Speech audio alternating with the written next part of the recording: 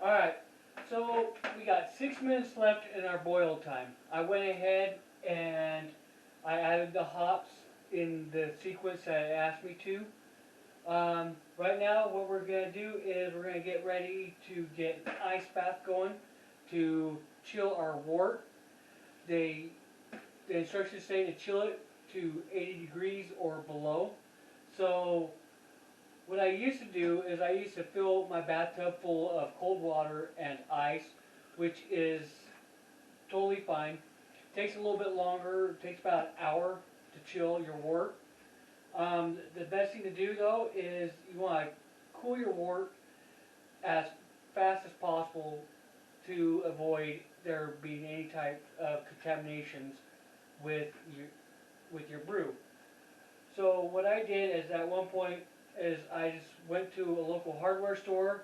I'm not going to mention the name, but I bought a bucket and some copper tubing, some rubber hose, clamps, and a little pond pump, and I made my own wort chiller.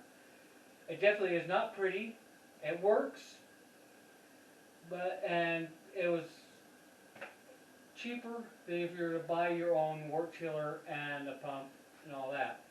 So what we're going to do is we're going to go ahead, I'm going to put this off to the side on the counter. I'm going to put some water in it, just enough to cover the pump, and we're going to add the ice. So when our boil time is done, we can put the stock pot with the wort into the sink, and we can start our chilling time. So first what I'm going to do is I'm going to go ahead and I'm going to put my bucket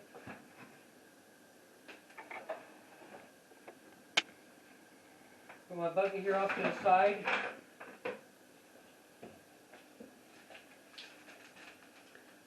And since the copper tubing is going to go into the wort itself, I'm going to go ahead and sanitize it with my spray bottle. So that way we avoid any contamination at all.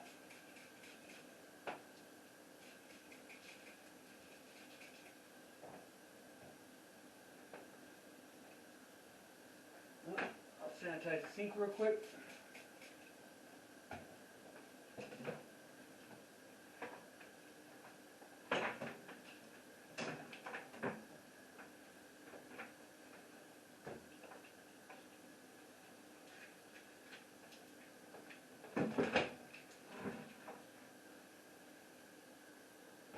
Okay, we got one end that's going to go into our pump. That's going to go into the bottom of the bucket.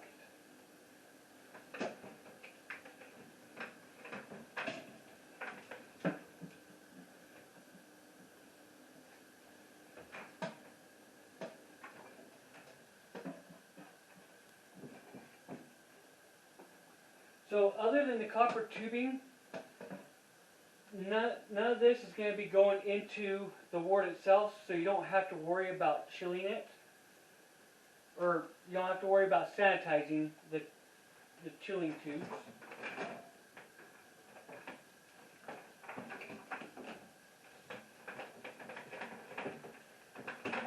I really need to make that shorter. That's a freaking nightmare.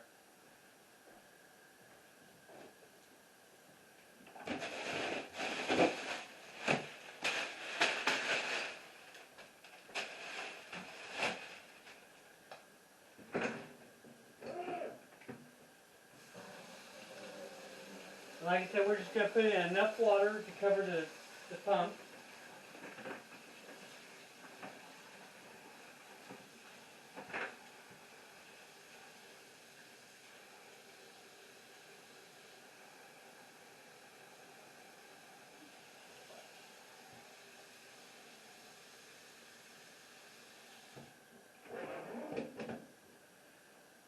Because as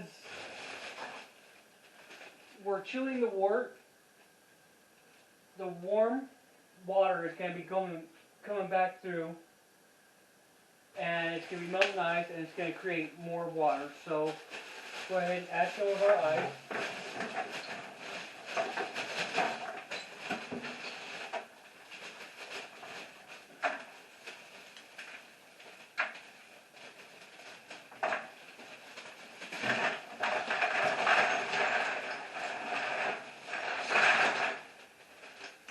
And another side note, I usually go through about one to two bags of ice, depending on the size of the bag it is.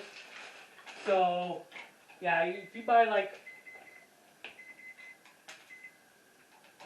so if you buy like a 20-pound bag of, so if you buy a 20-pound bag of ice, you should only need one bag. But if you buy like a 7-10 pound, it's best to get like 2 bags of ice. So now that our boil time is done, put this off to the side real quick. And I'm going to grab a hot pad.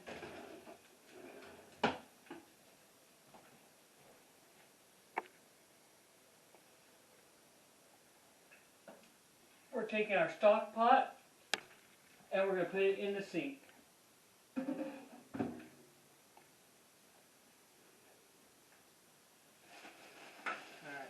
Since I got an empty ice bag, I am taking the sock that has the, I'll let that drain for a sec. So the sock that has our hops in it, I'm going to go ahead and put it in the plastic bag so that way we don't have a lot of liquid at the bottom of our trash can, running the risk of there being drippings all over the floors. Alright. So, with our sanitized wort chiller, we are going to stick that into the stock pot, plug in,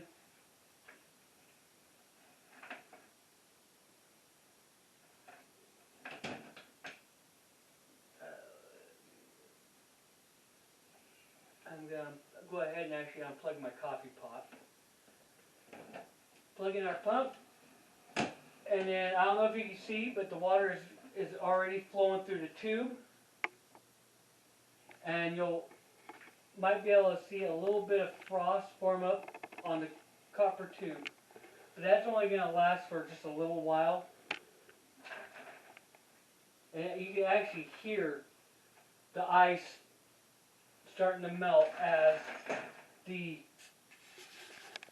warm water that comes back up from the wort. So it pretty much acts kind of like your, oh my goodness, I am drawing a blank. Works kind of like the radiator of your car. So you know you got your pump, which is pumping the cold water through your radiator and dispersing the heat and returning the warm water through, and then recycling that to keep so it's cooling down our wort. So what we want to do is we're going to chill our wort to about 80 degrees or below, and I'll be keeping a watch on it, and as soon as it's chilled to about 80 degrees or below, I'll show you the next and final step, which would be putting the chilled wort into the bucket. We're going to add our wood chips that we've been soaking this whole time for the past hour and a half, 2 hours, and we're going to pitch our yeast. I already read the instructions on the back of the yeast packet, and all we have to do is just sprinkle the yeast on top of the wort, put the lid on, and then we're just going to set it off to the side for about 5 to 7 days. Usually you can tell when your brew is starting to ferment, because after the second day, third day, you'll start to hear a lot of bubbling coming out of your airlock. So until the wort is chilled, we'll see you till next time. Thank you.